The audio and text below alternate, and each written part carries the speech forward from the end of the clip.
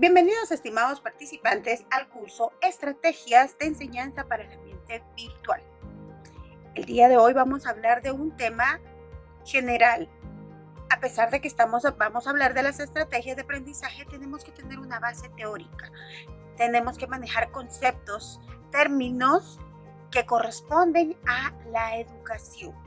Y vamos a iniciar por conocer qué es un educador. ¿Qué significa educar? Educar implica dirigir, orientar, facilitar un cambio en la persona, un cambio en otra persona. Recordemos que como formadores, como docentes, somos artistas, formamos a una persona. Tenemos nuestra obra de arte y esa obra de arte va a ser única. No importa si tenemos 100, 200, 1000 estudiantes, pero cada uno es una obra de arte que estamos formando. El educador, dice, es aquel que dispone su vida, sus acciones al servicio del otro. Un docente es lo que enseña. Un docente es el que enseña lo relativo a la enseñanza. Hay una pequeña diferencia, pero un docente puede ser un educador también. Si tomamos la Ley de Educación Nacional, allí encontramos las obligaciones que tienen los educadores. ¿Cuáles son estas obligaciones? Dice, ser orientador para la educación con bases en el proceso histórico, social y cultural de Guatemala. Respetar y fomentar el respeto para su comunidad. Participar activamente en el proceso educativo. En la situación en la que se encuentra la humanidad, la educación fue uno de los ambientes que sufrió muchos cambios, unos cambios drásticos. Por lo tanto, creo que es responsabilidad de cada uno de los educadores tomar ese papel importante para el desarrollo de una calidad educativa. ¿Tenemos limitantes? ¿Tenemos dificultades? Sí, las tenemos, pero también somos creativos y eso nos va a permitir modificar totalmente este proceso y realizarlo de una mejor calidad.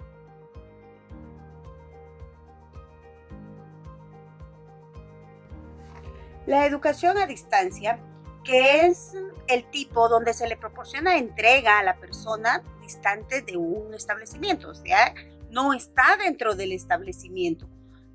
Aquí se utilizan diferentes sistemas coordinados, aprobados y supervisados por la dependencia, o sea, por el establecimiento. La educación semipresencial, que utiliza no solo la educación a distancia, sino utiliza ciertos días donde el alumno debe presentarse al establecimiento. Este tipo de educación se puede desarrollar brindando al alumno material, guías de estudio, guías de aprendizaje para que él pueda llevárselo hacia su vivienda y posteriormente presentar los resultados.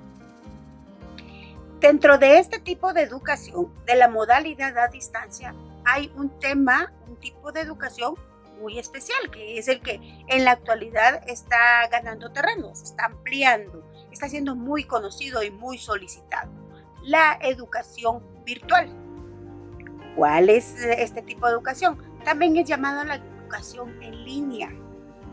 Este es un tipo de educación muy especial que a veces decimos que yo manejo educación virtual.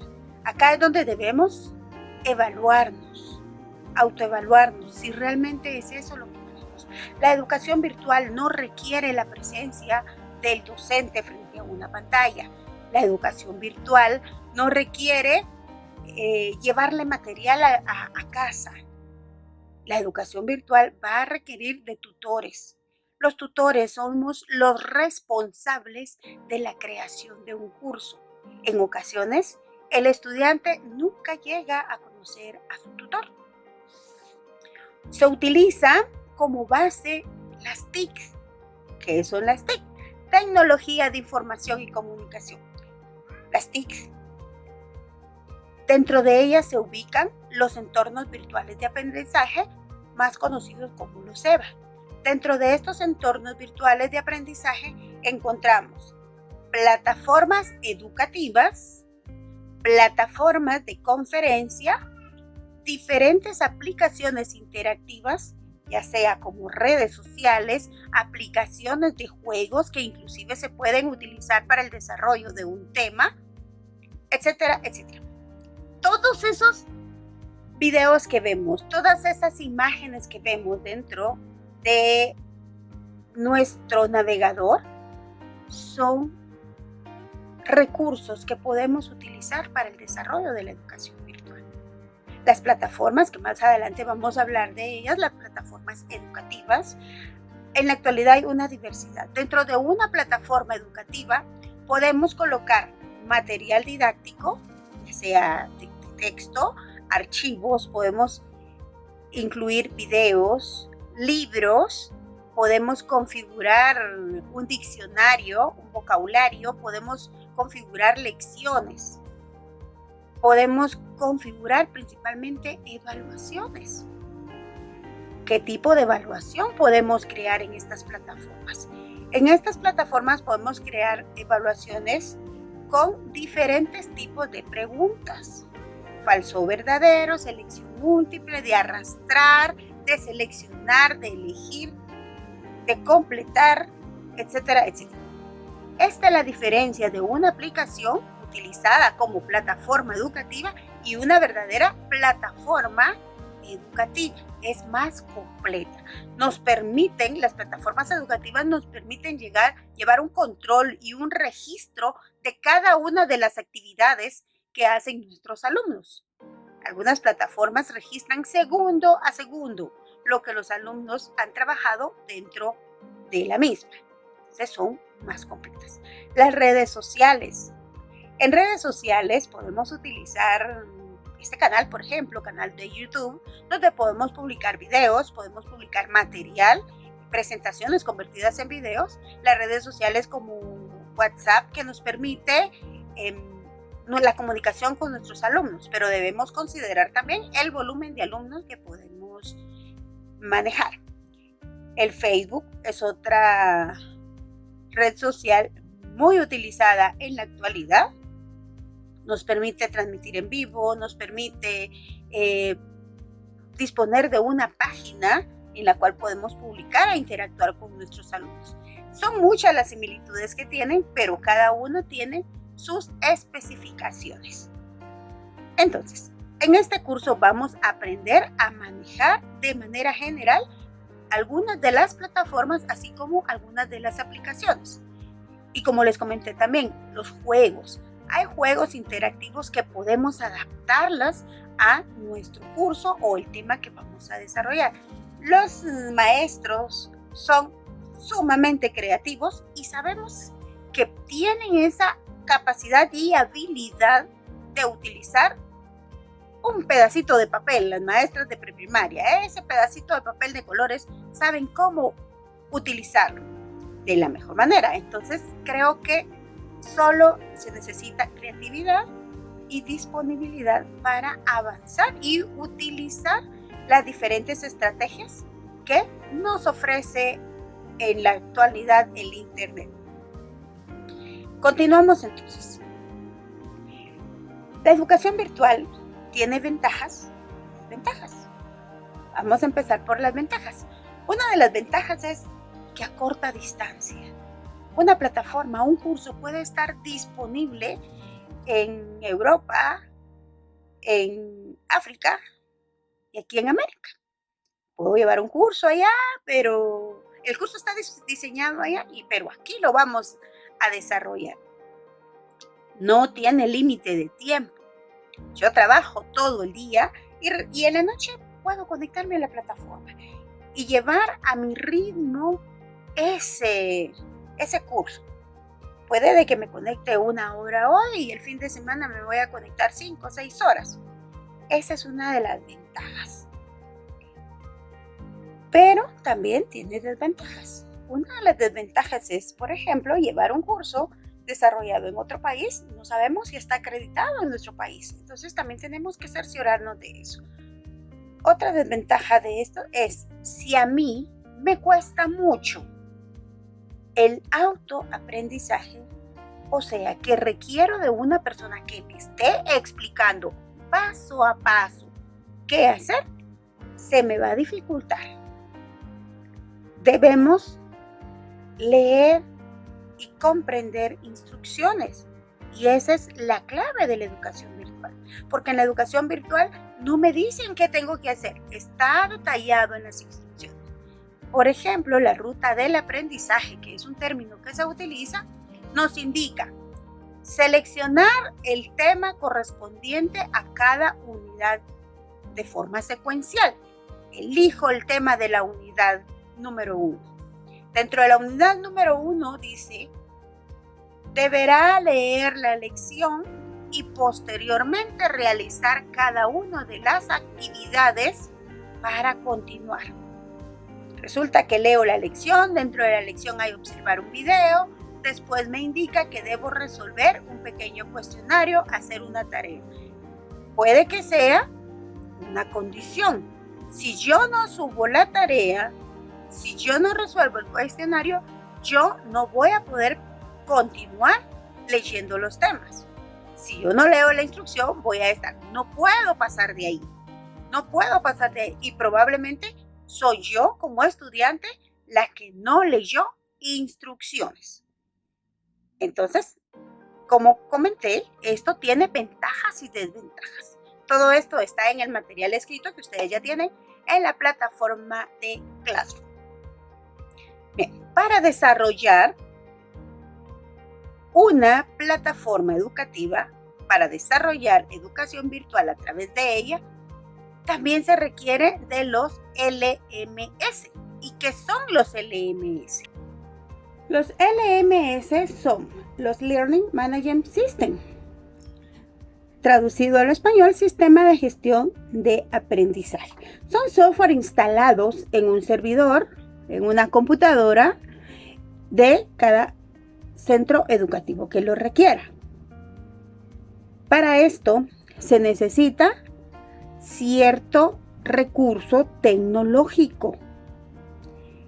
Primero debemos analizar qué LMS se requiere o tiene la capacidad para atender a nuestros alumnos. Recordémonos que hay establecimientos con pocos alumnos o establecimientos tan grandes como la Universidad de San Carlos de Guatemala. Consideren la cantidad de alumnos que se deben o se pueden conectar al mismo tiempo en las evaluaciones virtuales. Por ejemplo, en la Facultad de Ciencias Económicas hablamos de un gran número de estudiantes que están conectados al mismo tiempo. Entonces, debe analizarse muy bien la compra que se va a realizar. De esto hay aspectos técnicos que deben tomarse en cuenta. La capacidad de instalación, los recursos como ancho de banda del internet, el equipo tecnológico, las computadoras, las laptops, las cámaras, los micrófonos, todo lo que se requiere para utilizar las plataformas como las conferencias o transmisiones en vivos que los docentes pueden realizar. Pero hay un aspecto más importante que debe tomarse en cuenta también al momento de ya tener instalado el LMS, el recurso humano. Un establecimiento puede tener el mejor recurso instalado, puede tener el mejor equipo, puede tener todo excelente en tecnología, pero ¿qué pasa si no podemos manejarlo, si no podemos configurarlo? Si no tenemos un conocimiento general de lo que es la educación a distancia, de lo que es educación en línea, hay aspectos que se deben tomar en cuenta. Por ejemplo, si vamos a grabar un video, ¿cuánto tiempo está atento el estudiante a este video? Si vamos a utilizar presentaciones con diapositivas, ¿qué tipo de letra vamos a utilizar?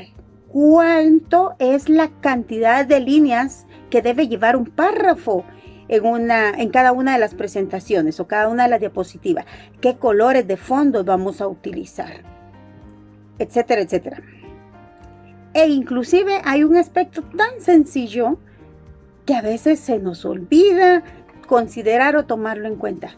Cuando elegimos una imagen en internet, creo que ustedes saben que algunas imágenes tienen derecho de autor o el Creative Commons.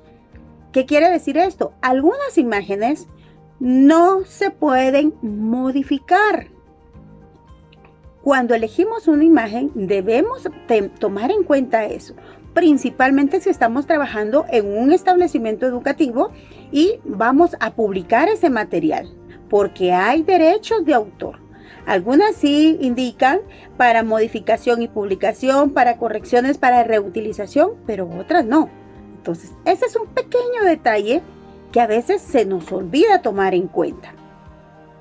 Entonces, es la importancia del recurso humano cuando un establecimiento utilizará este tipo de educación. Pero por eso están las capacitaciones, están las actualizaciones docentes. Y nosotros somos un ejemplo de ello, porque estamos acá, estamos aprendiendo a utilizar algunas estrategias. Son muchas las estrategias que existen, pero acá vamos a aprender a utilizar algunas estrategias. Y para eso vamos a avanzar poco a poco, siguiendo las instrucciones, siguiendo las indicaciones de toda la información que va a estar publicada en Classroom. Ya ustedes obtuvieron un correo donde enviaba el código para ingresar a cada una de sus respectivas secciones. Posteriormente también voy a estar publicando material teórico que les va a servir de base y por esta vía van a tener una breve explicación del tema. Este curso tiene un enfoque práctico. En los próximos videos les voy a explicar cómo configurar o cómo ir desarrollando el material que está incluido dentro del programa para que ustedes paralelamente vayan trabajando. Así que vamos a tener que disponer de una computadora para poder llevar a la práctica el recurso que vamos a aprender. Así que nos vemos. Hasta la próxima.